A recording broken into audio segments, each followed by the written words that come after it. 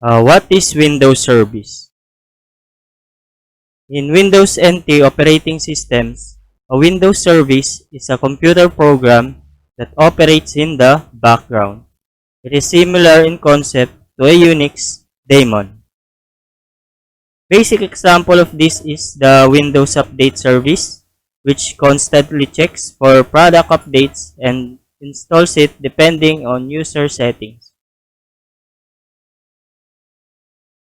Another one is the SQL Server, which provides storage, processing, and controlled access of data.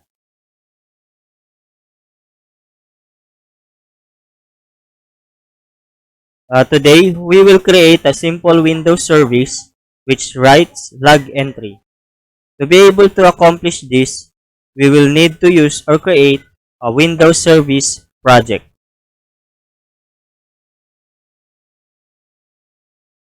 So to start, we will create a new project, a Windows service project. So let's just put it a name.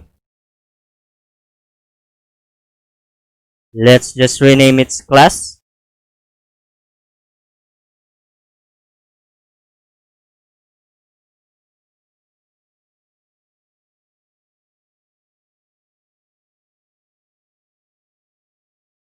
So next step, we will add an event log control on the designer.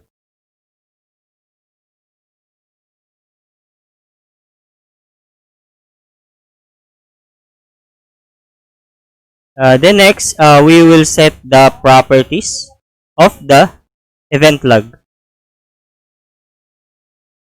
So the first one is the log. So application. So basically this will be the subcategory of the log on the event viewer.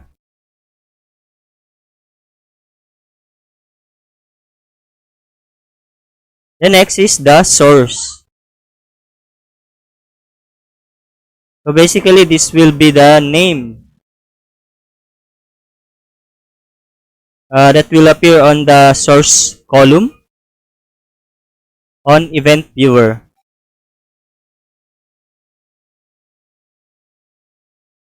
So now we will write on the log once the service is started,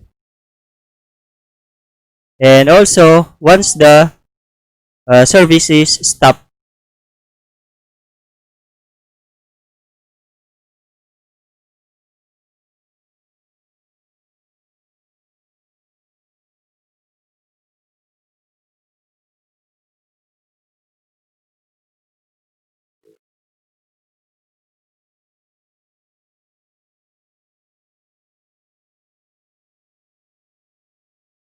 So it's now done. Next step, we will add an installer. So we just need to go to the designer and right click and add installer. So it will add a new file, project installer.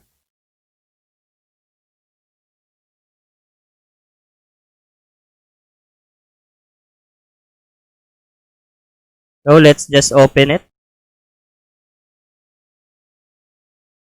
Next step, we will set the properties of the service process installer and the service installer. So first, the service process installer. We need to set the account to local service. So this will make the service to not require a username and password upon installation.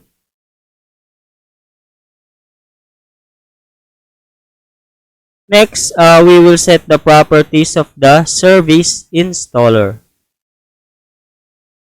So this will be also the properties that will be visible on the services.msc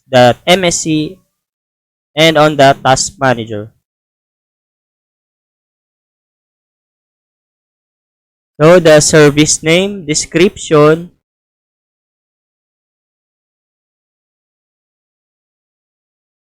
and the display name.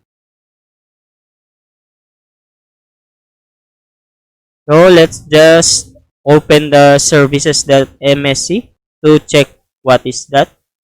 So you can see the service name, display name, and the description. So this is what I'm referring to.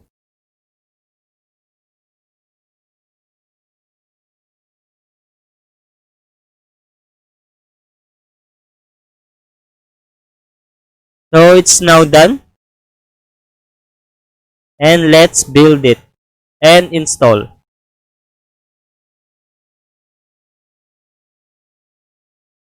Oops, let's just fix that.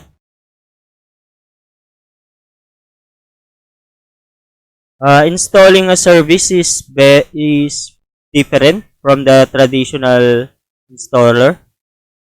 So we need to use InstallUtil.exe from Windows or .NET.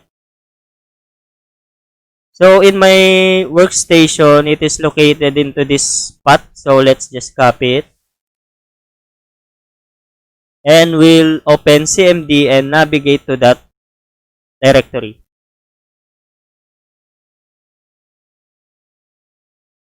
So install util and then the path of the executable that we built earlier. Also take note, maybe we need to run the CMD as an administrator. So let's just copy the path.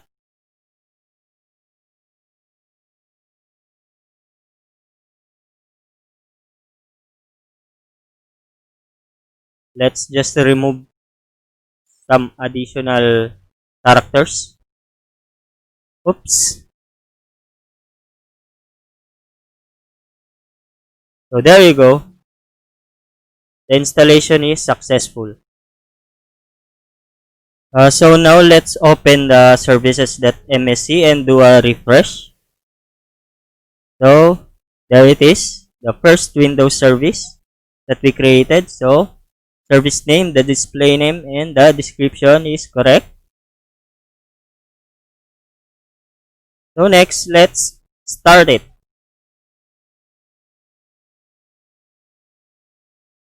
So it works. And let's check on the event viewer. So under Windows logs and application, so there it is, the first Windows service and the message. So now let's try to stop it and do a refresh.